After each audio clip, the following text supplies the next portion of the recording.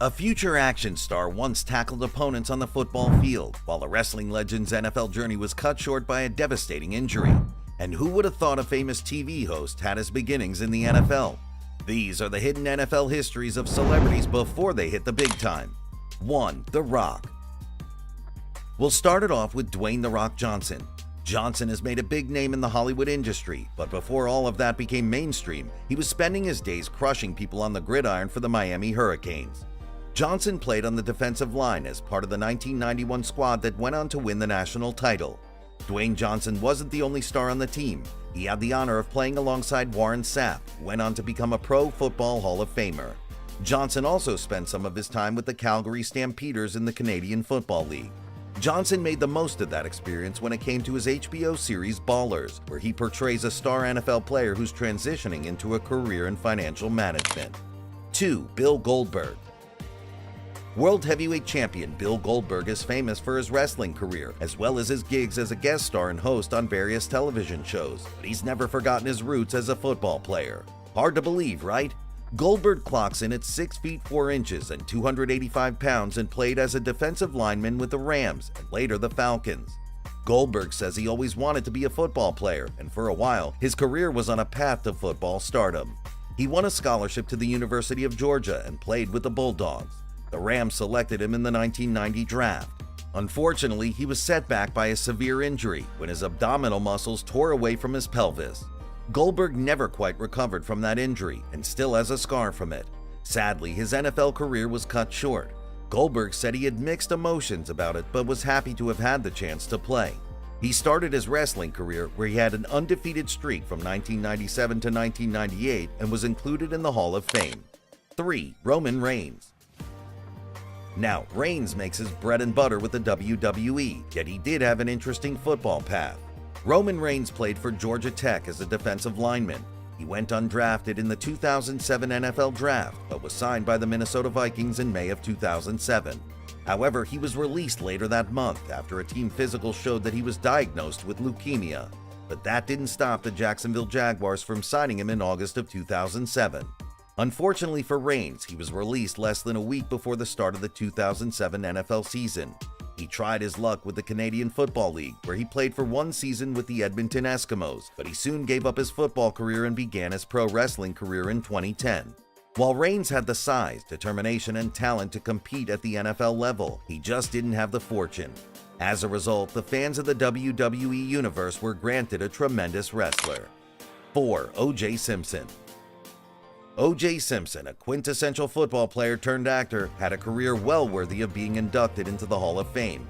Before things went awry, he was a standout athlete, even rushing over 2,000 yards in one season.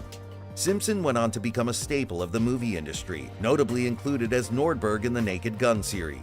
There was also a chance for O.J. Simpson to star as the Terminator in the same named film. Thankfully, that role ultimately went to Arnold Schwarzenegger instead. O.J. Simpson was recently released from prison after serving time for robbery and is now a free man. He spends much of his time playing golf these days. 5. Terry Crews. You may know the veteran TV actor and host Terry Crews from Brooklyn Nine-Nine, America's Got Talent, and Everybody Hates Chris, or maybe as the Old Spice guy. But before he started his lucrative entertainment career, Crews was a defensive end and linebacker for multiple NFL teams. Standing at 6 feet 3 inches and weighing 245 pounds, it's no surprise that Crews excelled in his football career as well.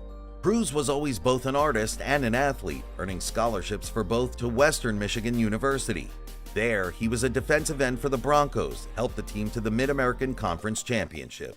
He was drafted by the Rams in 1991 and played 6 games with them before going on to play 10 games with the Chargers and 16 games with the Redskins. Throughout his career, Crews earned extra money by painting photorealistic portraits of his teammates. Is there anything this guy can't do? Unfortunately, Crews had a bad experience trying out for the 49ers, and that turned him off to football for good.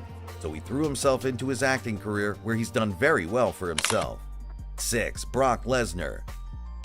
He's an athlete who was groomed at a young age to compete as a wrestler and won a Division I NCAA championship in the year 2000. After winning the prestigious title, he signed with the WWE and, at the age of 25, became the youngest performer to win the championship. In 2004, Lesnar left the WWE to join the NFL's Minnesota Vikings, but his stint in the NFL was short-lived as he was cut from the team during preseason. Even though it was only for a brief moment, the NFL noticed Brock Lesnar's potential. He recorded a reported 4.7-second 40-yard dash time, a 35-inch vertical leap, and 30 reps on the 225-pound bench press during the Combine, which is an impressive set of results for a rookie. However, a nasty motorcycle accident left him with a broken jaw, a bruised pelvis, and a pulled groin, which meant he was not at 100% during his tryouts. 7. Carl Weathers.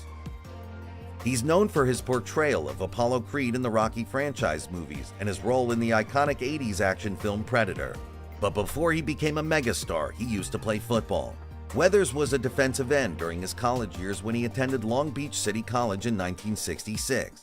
He then transferred to San Diego State University, where he helped the team win the Pasadena Bowl in 1969 and finished with a perfect 11-0 record.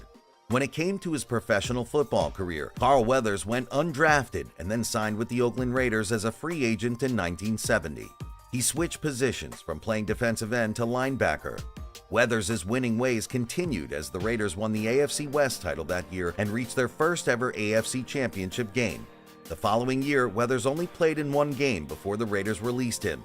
He would go on to play in the Canadian Football League but announced his retirement a couple of years later in 1974.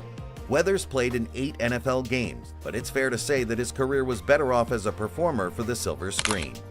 8. Jim Brown. Jim Brown is arguably known as one of the greatest running backs in NFL history. I mean, what didn't he do?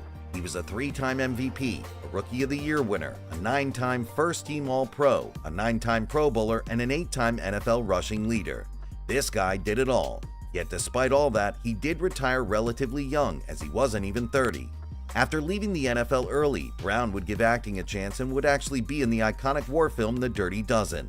He was also in some other movies like 3 the Hard Way, 100 Rifles, and Slaughter. All these movies came out around the late 60s to early 70s. Now, most people don't really know Jim Brown as an actor. They know him as one of the greatest running backs in NFL history. Jim's retirement announcement in the summer of 1966 shocked the sports community. Supporters continue to wonder what heights he would have attained had he spent a few more seasons in the firing line. 9. Fred Williamson.